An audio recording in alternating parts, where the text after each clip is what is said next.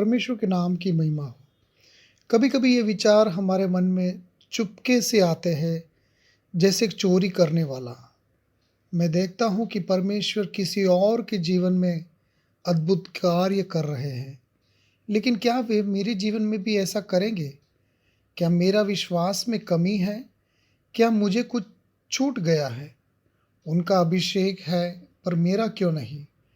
मैं क्यों खो रहा हूँ? जब हम दूसरों से अपनी तुलना करते हैं तो निराश होना आसान है, पर सच्चाई यह है कि परमेश्वर के मार्ग में हमारे मार्ग से ऊंचाई है और उनका समय परफेक्ट है। सिर्फ इसलिए कि आज आपको चमत्कार नहीं दिखाई दे रहा, इसका मतलब यह नहीं कि परमेश्वर काम नहीं कर रहे। सोचिए, जब बीज मिट्टी में बोया जाता है, कुछ बीज जल्दी अंकुरित होते हैं और जल्दी फूलते हैं, जबकि अन्य लंबे समय तक जमीन में रहते हैं, गहरी जड़ें विकसित करते हैं। जब वे बाहर आते तो वे ऊंचे, मजबूत और अधिक फलदायक होते हैं। आपका जीवन भी उसी बीज की तरह हो सकता है। परमेश्वर आपकी जड़ें मजबूत कर रहे हैं, आपका चरित्र को तैयार कर रहे हैं और आपका विश्वास को तैयार कर रहे हैं। सब कुछ गुप्त रूप से, ताकि जब आपका समय आए, यह एक शक्तिशाली गवाही बन सके। दूसरा एक उदाहरण, जो वेटिंग रूम डॉक्टर के कमरे के बाहर हो। क्या आपने कभी प्रतीक्षा कक्ष के में समय बिताया है? डॉक्टर के अच्छे समाचार या परिणाम के लिए इंतज़ार करते हुए। इस दौरान दूसरों को पहले बुलाया जा सकता है। यह अनुचित लग सकता है, लेकिन प्रतीक्षा कक्ष खाली समय नहीं है, यह तैयारी का समय है। आप मजबूत किए जा रहे हैं, आकार दिए जा रहे हैं और उस नियुक्ति के लिए तैयार किए जा रहे हैं जिसे केवल परमेश्वर जानते हैं।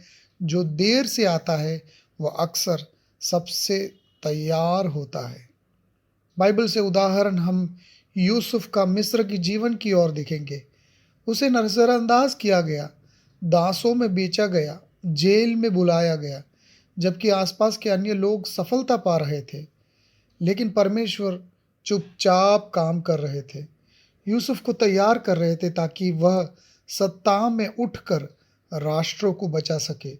जो देर लग रही थी वह प्रभु की तैयारी में लग रही थी। तुलना करना बंद करें। आपकी यात्रा एक अलग यात्रा है। परमेश्वर का कार्य आपके जीवन में व्यक्तिगत और पर्सनल है। छोटी बातों में वफादार रहिए। अक्सर परमेश्वर आपकी वफादारी की परीक्षा गुप्त रूप से ले रहे होते हैं, उसके बाद ही महिमा दिखाते हैं। अपने विश्वास को मजबूत करें, प्रार्थना करें, परमेश्वर के वचन का अध्ययन करें, स्तुति करें और समर्पण करें। विश्वास प्रतीक्षा करते समय बढ़ता है। परमेश्वर के समय पर भरोसा रखें।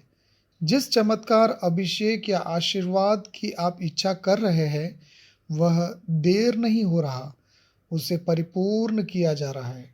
सच्चाई यह है कि परमेश्वर ने आपको नहीं भूले।